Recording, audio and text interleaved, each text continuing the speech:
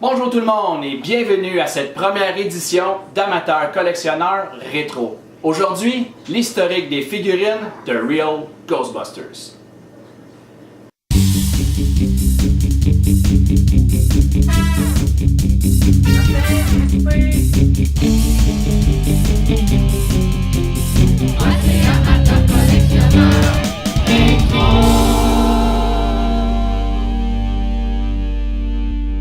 Si je vous dis Ghostbusters, la plupart du monde sait de quoi que je parle. Non. Bon. Quoique, si je veux vous parler de l'historique des figurines de ce Ghostbusters-là, j'ai vraiment pas le choix de vous parler de ce Ghostbusters-là.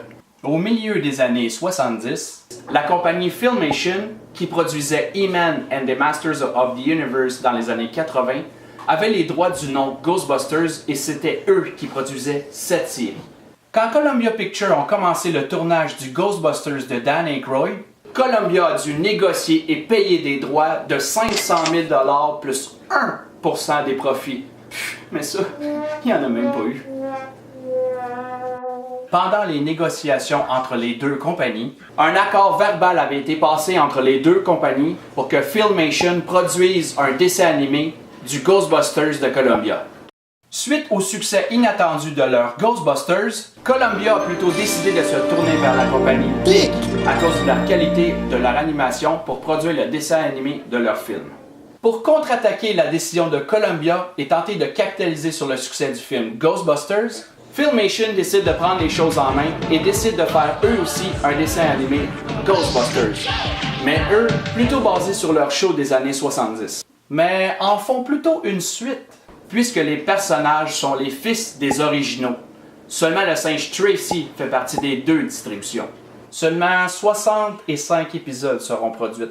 Ayant eu vent du projet de Filmation, Columbia décide d'y ajouter The Real au-dessus de leur logo pour éviter la confusion entre les deux shows. Le dessin animé The Real Ghostbusters, pour des raisons de droit, a dû subir quelques changements par rapport au film. Le visage et l'aspect des personnages est une des plus évidentes, mais les uniformes ont aussi été changés d'une couleur différente pour chacun pour aider les enfants à différencier le personnage à l'écran. Le show durera 7 saisons, de septembre 86 à octobre 91, avec un total de 140 épisodes et 33 mini-épisodes mettant en vedette Slimer. Les jouets de Real Ghostbusters ont été produits par la compagnie Kenner, qui produisait aussi à l'époque les jouets de Star Wars. Si on se fie à l'emballage américain, ils ont produit 10 séries sur 9 emballages. Cette ligne de jouets basée sur nos chasseurs de fantômes préférés est vite devenue une des séries de jouets les plus populaires de cette époque. Les séries de figurines étaient pour la plupart constituées des 4 Ghostbusters et des fantômes avec des gimmicks les plus bizarres et farfelus les unes que les autres. Bizarrement, aucun des fantômes vedettes qui étaient apparus à l'émission a été produit en jouet. On n'a qu'à penser à Sam Haines ou même le Boogeyman, qui, au cours des 7 saisons, sont réapparus plusieurs fois. La plupart du temps, aucun des fantômes produits en jouet n'était apparu dans l'émission, sauf pour Slimer et le Stay Puft. Série 1. Sortie fin 86, cette série est celle qui se rapproche le plus du dessin animé. On y retrouve les 4 Ghostbusters, Slimer, appelé Green Ghost, et Stay Puft, tout droit sortis de la série de dessins animés. Série 2. Pratiquement pareil comme la série 1, à l'exception de 3 fantômes sur carte et de 3 fantômes version Deluxe qui utilisent la slime comme accessoire. Et on y retrouve aussi l'Ecto 1. On peut aussi noter que le cordon qui relie le pack de protons au gun, pour des raisons inexpliquées, a été changé de place. C'est par cette modification qu'on peut différencier série 1 de série 2. Série 3. Sortie à temps pour Noël 87, cette série débute les figurines de style gimmick, qui, avec la pesée du bras, révèle une expression de peur vraiment exagérée. Ah! Série 4 sort à peine quelques mois après la série 3. On y retrouve exactement les mêmes figurines, à l'exception de Janine qui est ajoutée, mais c'est plutôt les fantômes qui sont à l'honneur dans la série 4, avec les Haunted Humans. Quelques temps après, Kenner décide de sortir 2 séries à la fois. Série 5 consistait des 4 Ghostbusters et de Janine avec un Screaming Feature. Il s'agissait de tourner un mécanisme sur la figurine, lui coller un fantôme et d'appuyer sur le bouton pour l'entendre crier. Mais c'était vraiment pas bon. L'idée était vraiment pas bonne, c'était vraiment pas un succès. Pour la série 6, on y retrouve les célèbres monstres du cinéma, exemple Dracula et Frankenstein, en version figurine avec une petite touche Ghostbusters. Pour la série 7, c'est un peu dans le même genre que la série 3, mais on y rajoute un super devant. Qu'est-ce qu'on retrouve avec ça?